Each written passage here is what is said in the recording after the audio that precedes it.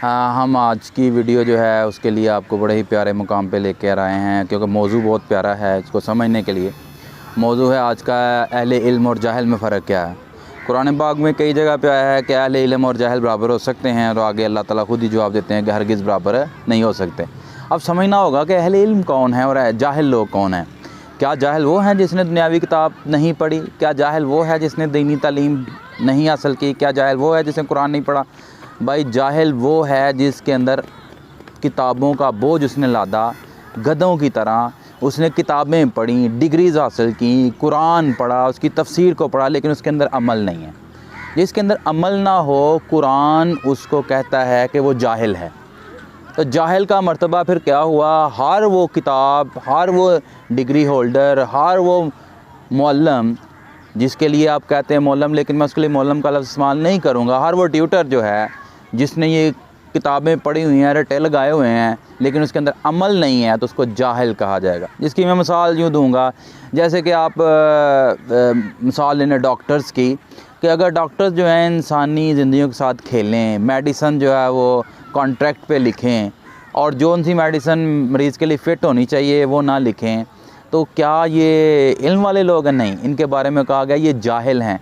और क्योंकि इनके अंदर अमल नहीं है, इंसानियत नहीं है। इसी तरह आप देखें CSS ऑफिसर्स बन जाते हैं, डिप्टी कमिश्नर बन जाते हैं, रिश्वत लेते हैं। तो क्या रिश्वतखोर जो है उसने किताब नहीं पढ़ी हुई? DC ने क्या कोई किताब नहीं पढ़ी हुई? ठीक है। इसी तरह आप बड़े बड़े ओहदों पे चले जाएं, एस्टेब्लिशमेंट में चले जाएं, जिन लोगों ने किताबें पढ़ने के बावजूद, तालीम लेने के बावजूद अमल नहीं किया और डर गए।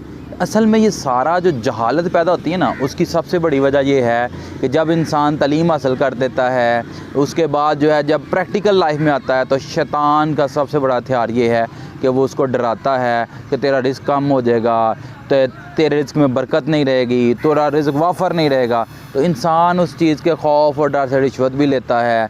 ये आसाइशों के दौर में जो है ना, इंसान इंसानियत को भूल बैठा है।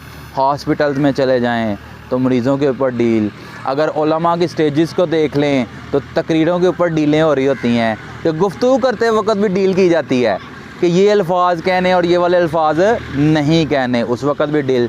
तो जो लोग खालिस्तन अल्लाह की रज़ा के लिए कोई भी काम कर रहे हैं, उनको अहले इल्म कहा जाएगा।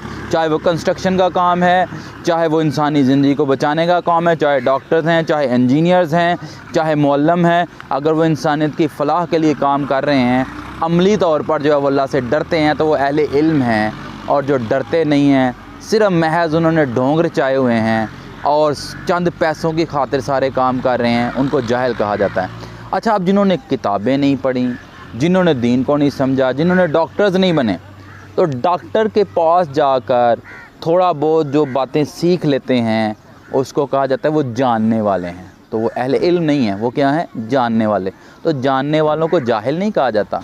तो जानने वाले होते हैं जो किसी अहले इल्म से बात को समझते हैं और उस पर अमल करने की कोशिश करते हैं, उनको कहा जाता है कि ये जानने वाले हैं।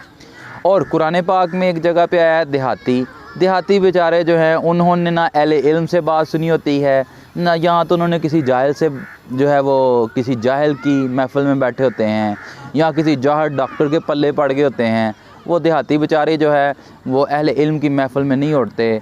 वो उन्होंने नीम हकीम ख़तरा जान से बातें सुनी होती हैं और उस पर अमल करने की कोशिश करते हैं, उनसे उनकी अपनी ज़िंदगी बर्बाद हो जाती है।